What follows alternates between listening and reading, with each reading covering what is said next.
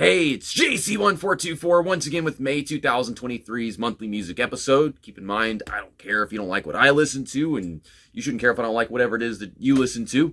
And earlier this week, Sum 41 announced that they would be releasing their final album later this year and then going on a farewell tour.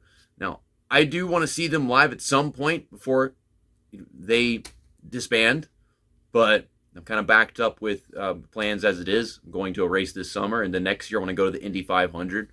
And Kamikaze also wants to do that. Also, yeah, I'm wearing this shirt on Throwback Weekend. It's the old throwback stuff. But yeah, at number 5 is Lowest in Me by Stained. Bring out the lowest that I have in me. I feel the chaos and the melody. They always put out such sweet singles that just pulled at my heartstrings. The hooks were consistently beautiful. But with this comeback, we're getting something hardcore and aggressive. Aaron Lewis seems to push his vocal range at some points, and the riff is apparently recycled.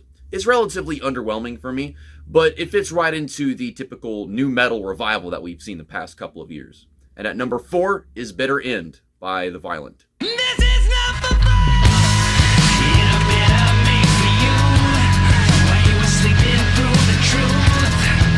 Woke up to pretend, let you know the bitter end. The sound of the material from their upcoming EP 002.TV is seemingly more consistent than that of their previous self-titled EP from 2022. This might be one of the most forgettable tracks they've done yet, but it's worth noting that they do use some cool electronics to form a different style of percussion. But the muted guitar chords throughout don't take it anywhere, in my opinion. And at number 3 is Past the Past by New Medicine. I try to move on, but every time I do, I can't get past the past. You know, originally, I was going to have some Foo Fighters song at number 5, but I had completely forgotten that I heard this song and really enjoyed it. Some might say it's whiny, but it does touch on the subject of reliving trauma quite well.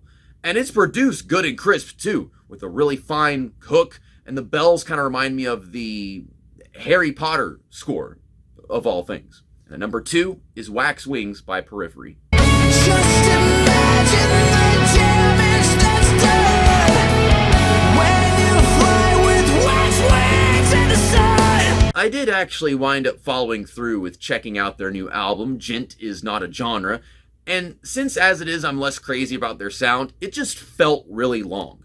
Probably how normies felt about Fear Inoculum when it came out in 2019, which, yeah, I got that on CD. $100 purchase. But this song in particular stuck out to me as uplifting. The first half is decent, and then it has a fairly strong ending with a much smoother execution. But it doesn't even come close to something like Zagreus, if we're being honest. And at number 1 is Fence by Sevendust.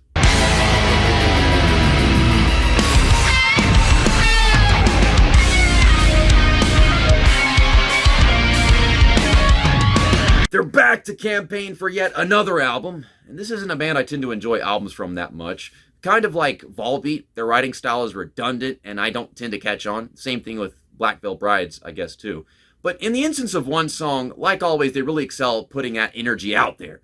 From what I can tell, it's about being stolen from and putting up a front to stop it. While this song doesn't sound unique to me, they still manage to pull off some cool guitar effects after all these years. Thanks for watching this monthly music vid, and episode over.